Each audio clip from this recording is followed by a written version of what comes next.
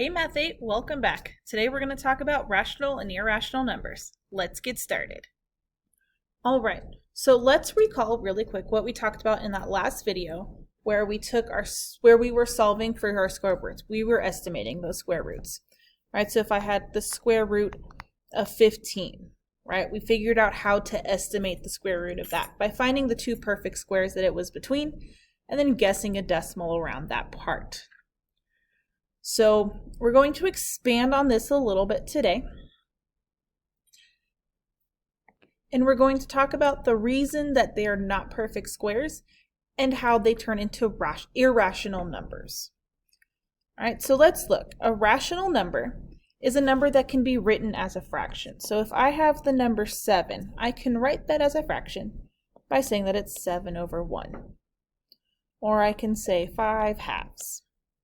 Or I can have 1.75, which can be turned into a fraction, and it is 7/4.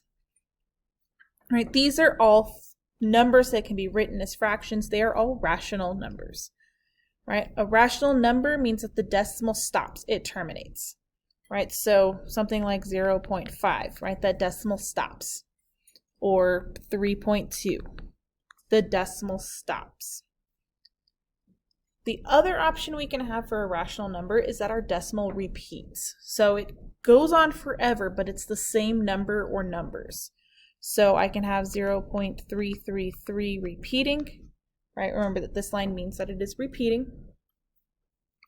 Or I can have 3.232323 ... That ... means that that's going to continue on, right? So it goes on forever, but those numbers are repeating. So it's a rational number.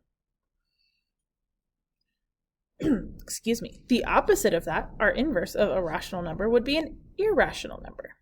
And these are numbers that cannot be written as fractions, right? Numbers that cannot be written as a fraction. So, for example, our non-perfect squares.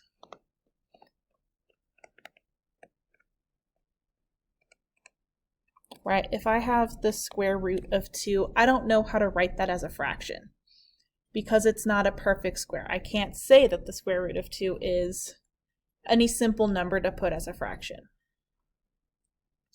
Right, or the decimal never stops. So if you know anything about the number pi, not the fruit-based dessert, that's delicious, but the actual number, right, 3.14159, ...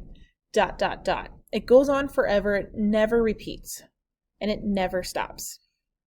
Right? That last part of irrational numbers is that it can never repeat. Right? So, again, that's like saying that 3.14159 to, I think it's 6, 7, don't quote me on that. I know the 3.14159. After that, I don't remember it because it goes on infinitely. These are irrational numbers. The decimal never stops. The decimal never repeats. You cannot write it as a fraction. That's basically it. Oh, I want to come back up here and say that our rational numbers, like the ones that can be written as a fraction, if I have like the square root of 36, this is rational because I know that the square root of 36 is plus or minus 6 because we talked about that in class. 6 is a whole number, right? The decimal stops, the decimal is 0, right? It doesn't repeat. If it is a perfect square, it is a rational number. If it is not a perfect square, it is an irrational number. All right, so what I want you to do is categorize these numbers as rational or irrational. You're going to need to stop the video so that you can write them all down and categorize them. But then that's the end. See you later. Love you. Bye.